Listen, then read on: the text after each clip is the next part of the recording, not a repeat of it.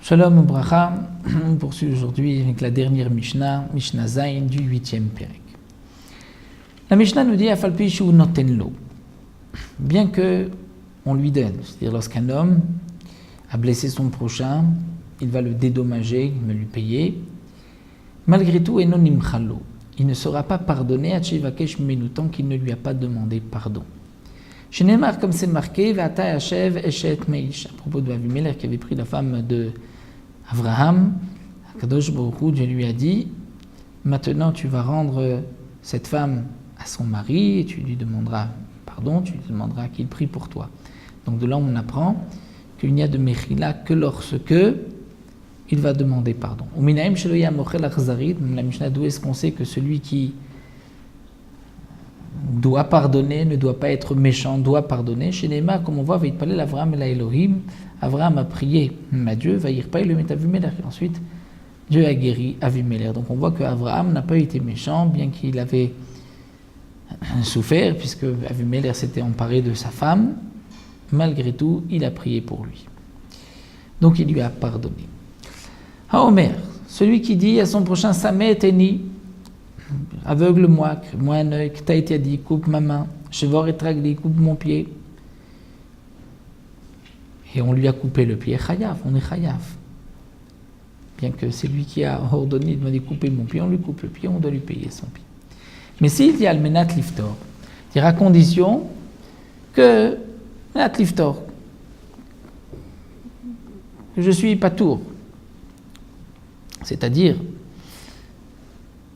que celui qui va le blesser lui dit « Je te blesse, mais tu ne me réclameras pas d'argent ». Il lui dit « Oui, oui, je ne te réclame pas d'argent, malgré tout, il est chayav ». Puisque le fait qu'il ait dit « oui », il ne lui a pas dit « oui, je ne te réclamerai pas d'argent », il lui a dit « oui ». « Oui » peut signifier « bien oui, je ne te réclamerai pas d'argent », « oui » avec un point d'interrogation. Tu crois que je vais te laisser me frapper et je ne réclamerai pas d'argent ? Donc dans ce cas-là, il est malgré tout chayav, puisqu'il peut dire « je n'ai pas voulu te dire que je suis complètement, que je te dispense de paiement ». Mais un homme qui dit à son prochain « keret kisuti » déchire mon vêtement, « shvoret kadi » brise ma jarre, mon tonneau, chayav, il est chayav s'il l'a déchiré.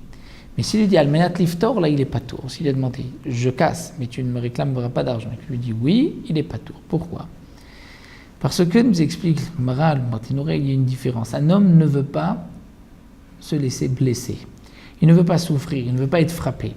Donc même lorsqu'il a dit oui, cela voulait dire tu me frappes, mais je te réclamerai de l'argent. Mais sur ses biens, sur son habit, s'il a dit oui, cela veut dire tu seras patour. Un homme qui dit à son prochain, Aseken leish ploni, almenat lifto, c'est-à-dire frappe un tel, brise la jarre ou déchire l'habit d'un tel. Amenat liftor, des conditions que tu sois patour, c'est-à-dire c'est moi qui t'envoie qui serai responsable. Malgré tout, chayav, c'est le shaliar, celui qui a fait, qui est chayav, puisque nous avons un principe, en shliach lidvar avera. C'est vrai que je lui ai demandé de déchirer, mais ce n'est pas moi qui dois payer, c'est lui, puisqu'il n'est pas mon shliach, il ne l'a pas fait à ma place, puisque pour une avera, il n'y a pas de shlichut.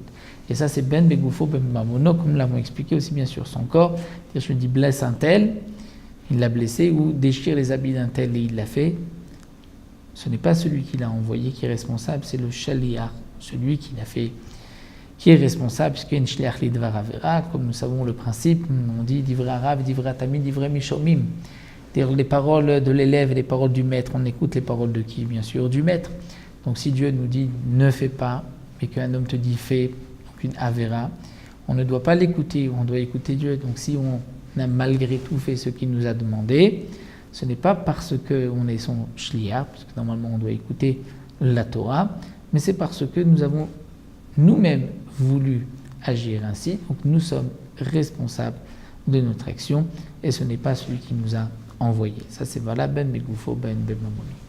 Voilà donc pour le 8e Pérek. On continuera Bezrat Hashem 9e Pérek avec les dynimes de Xéla, de vol, plus en détail dans le 9e et le 10e Pérek.